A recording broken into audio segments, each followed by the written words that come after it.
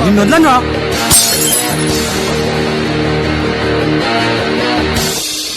आज मध्य रात्रि यानी 8 नवंबर 2016 वर्तमान में जारी 500 रुपए और 1000 रुपए के करेंसी नोट लीगल टेंडर नहीं रहेंगे, यानी ये मुद्राएं कानूनन अमान्य होगी। 500 और 1000 रुपये के पुरानी नोटों के जरिए लेन देन की తమ్ముడు నువ్వు కూడా యారా ఇందాక దాకా అంత ముందుకేశారు, పెద్ద ఏదో చెప్పగానే అంత మారిపోయారు. మార్పు మాలో కాదు, నోట్లలో వచ్చింది. ఇదిగో కుషా, ఇవాళ నుంచి 500, 1000 నోట్లు చల్లవంట. ఇప్పుడే గవర్నమెంట్ డిక్లేర్ చేసింది.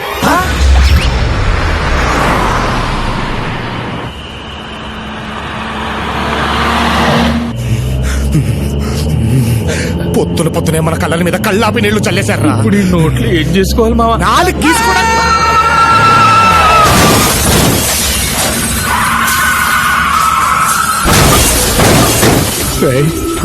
ఉన్నారో పోయారో చూడరా.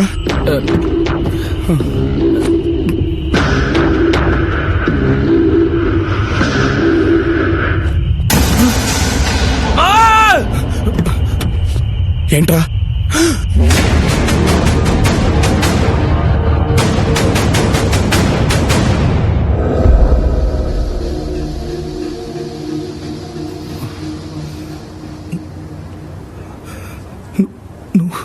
నువ్వు కూర్చున్నే రే, నువ్వు బ్రతికే ఉన్నావా? ఏ పోయాననుకున్నావా? అది కదరా, ఇన్నేళ్ల తర్వాత కలిసామన్న ఆనందం లేకుండా ఏంటో అలా మాట్లాడుతున్నావు? ఎలా ఉంటుందిరా ఆనందం? ఆ రోజు బ్లాస్ట్ తర్వాత ఏం జరిగిందో తెలుసా? ఆ రోజు ఫైర్ యాక్సిడెంట్ లో ఎగిరి పోలీస్ స్టేషన్ మీద పడ్డాను. స్టేషన్ తో పాటు పక్కనున్న ఇళ్లు, పంట పొలాలు కూడా అంటుకున్నాయి. నా వల్లే ఇదంతా జరిగిందని నన్ను బాల నేరస్తుల శిక్షణా శిబిరానికి పంపించారా. అక్కడ నేను కళాకారుణ్ణని తెలుసుకుని జైలరు, ఇతర సిబ్బంది కలిసి నా చేత డాన్సులు, నాటకాలు వేయించి నన్ను టార్చర్ పెట్టేశారా. ఇలా 1 కాదు 2 కాదు, కొన్ని సంవత్సరాల పాటు కార్డు ఉన్నోడు లేనోడు ఏటీఎం ని వాడేసినట్టు వాడేశారా. ఎందుకురా అంత ఫ్రస్ట్రేషన్? ఉండదా ఉండదా? నిన్న రాత్రి వరకు నువ్వు పోయావనుకున్నాను.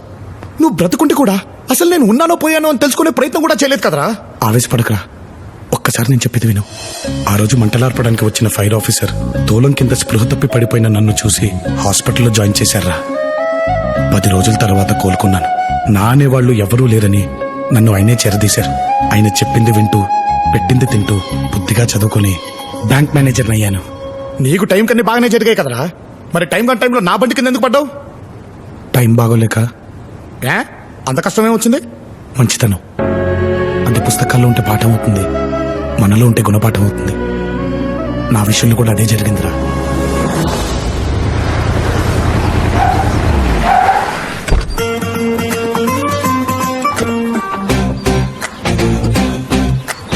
ఇప్పుడు మందుబాటి అంటే డబ్బులు ఎక్కడి నుంచి వస్తారా? ఎవడో కూడా బకరా కానీ ఏంటే మళ్ళీ టాబ్లెట్లా? ఇక నా వల్ల కాదే, చచ్చిపో. మళ్ళీ ఏమైందమ్మా జీ? టాబ్లెట్లు అంట. ఆ డాక్టర్ మళ్ళీ టాబ్లెట్లు రాశాడు సార్. ఇక అమ్మ కోసం అమ్ముకోవడానికి నా దగ్గర ఏమీ లేదు సార్. నేను ఏమైనా సెక్రటేరియట్ లో పనిచేస్తున్నానా? సెక్యూరిటీ గార్డ్ గా పనిచేస్తున్నాను. పోతే పోనివ్వండి సార్, ముసలిది. ఇది పట్టుకో. ఎంత అవుతుందంట? 1500 అంట సార్. ఫుల్ బొట్లు వచ్చేస్తుంది. ఇందా సార్, మీరు దేవుడు. ఆపమాజీ, నువ్వు అడిగినప్పుడెల్లా నిజమో కాదో తెలుసుకోకుండా డబ్బులు ఎందుకు ఇస్తున్నానో తెలుసా? అక్కడ అమ్మ కాబట్టి, నాకు అమ్మ లేదు కాబట్టి. జాగ్రత్త. రాంబాబు గారు, మీ బాధ్యత ఎలాగ మోయలేను, కనీసం బ్రీఫ్ కేసునైనా మోయినవండి సార్. తప్పండి, మీరు బ్యాంక్ అసిస్టెంట్ మేనేజర్, నాకు కాదు. ఏంటో మీ మంచితనం. సెకండ్ రేస్ కన్నా ఎలగలమా? వెళ్తున్నాగా. జుప్తాడు గారు, రోజు పొద్దున్న రిజిస్టర్లో సంతకం పెట్టి వెళ్ళిపోతున్నారు. మళ్ళీ రేపు పొద్దున్న సంతకం పెట్టే వరకు కనిపించట్లేదు. రిజిస్టర్లో మీ సంతకం ఉంటుంది కానీ రికవరీలో రిజల్ట్ ఉండట్లేదండి. నాకేమో హెడ్ ఆఫీస్ నుంచి మెయిల్స్ మీద మెయిల్స్ పెడుతున్నారు.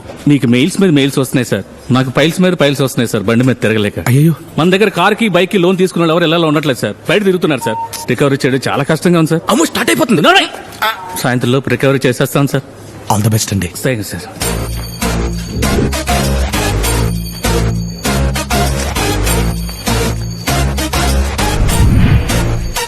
వచ్చినాయి.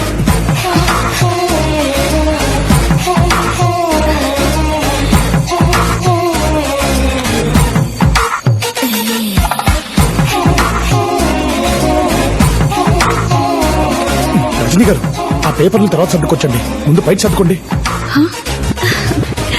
అయినా మీరేంటి రాబాబు గారు, మీకు ఎన్నిసార్లు చెప్పాలి? ఆవిడ పేరు విఏ రజనీ అండి, వర్జనీ కాదు. రెండు కలిపితే అదే కదా సార్. కలపడంలో ఉన్న ఆనందం విడదీస్తే ఏముంటుంది చెప్పండి. అవునండి, మీరేంటి రాత్రి అన్నిసార్లు ఫోన్ చేశారు? మీ ఇంటికి వద్దామని. మా ఇంటికా? ఎందుకు? ఆడిట్ ఫైల్స్ లో లాట్ ఆఫ్ డౌట్స్. ఆ ఫైల్స్ మీకు చూపిద్దామని. అవేవో నా క్యాబిన్ పంపించండి, నేను చూస్తాను. అకౌంట్స్ మాత్రమేనా? వెళ్ళిపోయాడు, అకౌంట్ క్లోజ్ చేయి. అవును, నాకు ఇల్లుంది, సెల్ ఉంది, నేను గుర్తుకు రాలేదా? అన్నీ ఉన్నాయి, కరెక్ట్ అడ్రస్సే లేదు. సార్, మదర్ తెరిసా ఫాదర్ వచ్చారండి. ఏంటి? అదే మొన్న చెప్పాను కదా, ఆవిడ ఫాదర్ లాంటి వారు ఉన్నారని. ఓహో, రమ్మనండి. Okay sir. సార్, మిమ్మల్ని రమ్మంటున్నారండి. నమస్కారం బాబు. నమస్కారం అండి, కూర్చోండి. మాది కుత్బుల్లాపూర్. అక్కడ బ్యాంకున్నా ఇక్కడికే ఎందుకు వచ్చానో తెలుసా? మీ మంచితనం గురించి విని. చెప్పండి, ఏం కావాలి? మా ఏరియాలో ఒకప్పుడు మంచినీటితో చెరువు నిండుగా ఉండేది, కానీ ఇప్పుడు అది ఎండిపోయింది. కన్నీటితో దాహం తీర్చుకోవాల్సిన పరిస్థితి మాది. అందుకే చెరువును బాగు చేయించి మంచినీళ్లతో మళ్లీ నింపాలనుకుంటున్నాను. దానికి దాదాపు ₹1,00,00,000 దాకా ఖర్చు అవుతుంది అంటున్నారు. మీరు లోనిచ్చి మా మంచినీటి లోటును తీర్చాలి. మీకు చేతులెత్తి దండం పెడతాను. అయ్యో, మీరు పెద్దవారు. ఇదిగోండి సార్, నా ఆస్తి డాక్యుమెంట్స్. ఇవి మీరు తనఖా పెట్టి. ఆల్రెడీ చెక్ చేశాను సార్, 2 కోట్లు విలువ ఉంది. కళ్ళు మూసుకుని కోటి ఇచ్చేయచ్చు. సొంత వాళ్ళకి ఆపదొచ్చినా పట్టించుకొని ఈ రోజుల్లో అప్పు చేసి మరీ 10 మందికి సాయం చేద్దాం అనుకుంటున్నారు. మీ లోన్ ప్రాసెస్ ని వెంటనే స్టార్ట్ చేస్తాను. మీరు చల్లగా ఉండాలి. ఉంటాను బాబు.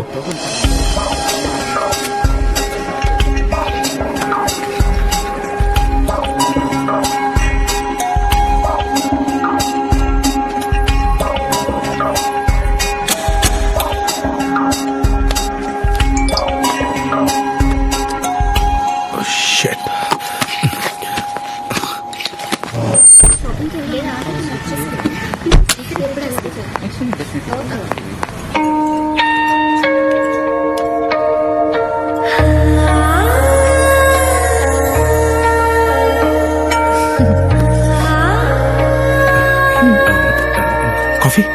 ఇప్పటికే 20 తాగాను. ఎన్నింటికి వస్తానన్నావు, ఎన్నింటికి వచ్చావు? ఎన్ని కాల్స్ చేశాను, ఎన్ని మెసేజెస్ పెట్టాను. సారీ ప్రియా, ఫైనాన్షియల్ ఇయర్ కదా, సో బ్యాంక్ లో అకౌంట్లన్నీ చెక్ చేసుకుని వచ్చేసరికి మన జర్నీ కూడా ఈ రోజు ఎండ్ అవుతుందని చెప్పడానికి వెయిట్ చేస్తున్నాను. అది కాదు. చెప్పాను, వెళ్ళిపోతున్నాను, బాయ్. ప్రియా, ప్రియా, ఈ ఒక్కసారి ఎన్నిసార్లు చెప్తావు? ప్రియా, అందరూ మనల్ని చూస్తున్నారు. చూడండి, నువ్వు ఎంత టార్చర్ పెడుతున్నావో ప్రతి ఎదవకి తెలియాలి. హలో మేడం, ఏంటి ఇందాకటి నుంచి ఓ లేట్ అని అమాయకుడిని పట్టుకుని టార్చర్ పెడుతున్నారు? అయినా లవర్స్ అన్నాక ఆ మాత్రం అడ్జస్ట్మెంట్ ఉండాలండి. హే కలపత్తర్, మేం లవర్స్ అని నీకెవరు చెప్పారు? He's my customer. కస్టమరా? కంగారు పడకండి, తనది శుభమస్తు మ్యారేజ్ బ్యూరో. నా పెళ్లి బాధ్యతలు తన చేతిలో పెట్టాను. అర్థమైందిగా, నీ పని నువ్వు చూసుకో. అది కాదు ప్రియా, ఒక్కసారి నేను చెప్పేది. ఏది కాదు? మా నాన్న మ్యారేజ్ బ్యూరో పెట్టి 90 పెళ్లిళ్ళు చేశారు. మిగతా 10 ఫినిష్ చేసి 100 పూర్తి చేస్తానని నేను ఛాలెంజ్ చేశాను. ఈజీగా 9 చేశాను. 3 months నుంచి నీ ఒక్కడికి మాత్రం చేయలేకపోతున్నాను. ఆ సల్మాన్ ఖాన్ కైనా సంబంధం తీసుకురావచ్చు, కానీ నీకు మాత్రం తేలేకపోతున్నాను. ప్రియా, నా ప్రాబ్లమ్స్ గురించి నీతో చెప్పాను కదా. అవి ప్రాబ్లమ్స్ కాదు నాయనా, కంప్లైంట్స్. ఒక అమ్మాయికి కాళ్ళకి పట్టీలు లేవని పద్ధతి లేదన్నావు. ఇంకో అమ్మాయి కళ్ళకి కాటికి లేదని కల్చర్ తెలియదన్నావు. ఒకదానికి దూకుడు ఎక్కువైందన్నావు, ఇంకో దానికి వాగుడు ఎక్కువైందన్నావు. తీరా అన్ని ఉన్న అమ్మాయిని తీసుకొస్తే ఆలస్యంగా వచ్చావు. ఆ అమ్మాయి వెళ్ళిపోయింది. ఆ అమ్మాయికి సహనం లేదన్నమాట. ఆహాహాహాహా. అమ్మాయిని కూడా చూడకుండా వంకలు పెట్టేవాన్ని నిన్నే చూస్తున్నాను. ఇంక నా కోపిక అయిపోయింది, నన్ను వదిలేపోవు ప్లీజ్. అది కాదు ప్రియా, అలా కాదు, ఇంకొకసారి గట్టిగా ట్రై చేద్దాం. సరే, ఇదే లాస్ట్ ఛాన్స్. కానీ నేను చూపించబోయే అమ్మాయిని నువ్వు ఫైనల్ చేసేయాలి, అంతే.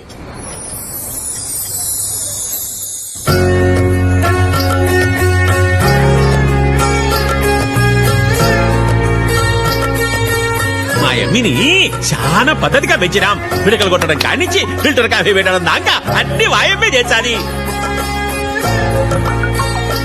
నేను కాఫీ తాగనండి. తెలుసండి, అందుకే మీకు పాలు తీసుకొచ్చాను.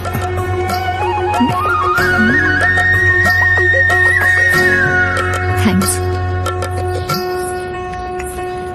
అమ్మాయి ఓకేనా? అమ్మాయి మరీ క్లాస్ గా ఉంది, కొంచెం మాసు. అవునా మీకేడ నచ్చదోనని రొంత రొంత కంట్రోల్ పెట్టినా అమ్మి బయటకు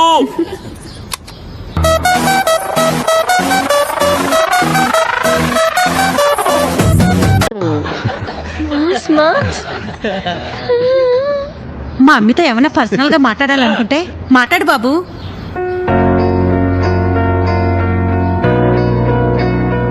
దేవుడా దేవుడా, ఇక్కడ దాకా తీసుకొచ్చా. ఏవంక పెట్టకుండా చూడు స్వామి. ఇదే నా ప్రపంచం, ఇదే నా కుటుంబం. మరి మీ గురించి? నాకు తన గురించి చెప్పడానికి పెద్దగా ఏమీ లేదు. చిన్నప్పుడే ఫ్యామిలీ మొత్తాన్ని పోగొట్టుకున్నాడు. తను చేసుకోబోయే అమ్మాయిలో అమ్మని వెతుకుతున్నాడు. లవ్ కి ఊహ తెలిసాక తను కనే ప్రతి కళ తనకు కాబోయే భార్య గురించి. నీకు ఆరోగ్యం బాలేకపోతే అమ్మ అవుతాడు, మనసు బాలేకపోతే ఒక మంచి ఫ్రెండ్ అవుతాడు. నీ ఇంట్లో వాళ్ళకి ఏ కష్టం వచ్చినా తనే అండవుతాడు. నువ్వు తాళి కట్టించుకునేటప్పుడు తప్ప ఇంక జీవితంలో తలదించుకోవాల్సిన అవసరం రానివ్వడు. ఇంకేం ఆలోచించుకు శ్రావణి, ఓకే చెప్పాయి. నాకు ఓకే. అమ్మయ్య, నా టార్గెట్ ఫినిష్ అయిపోయింది. నీకు ఓకేగా?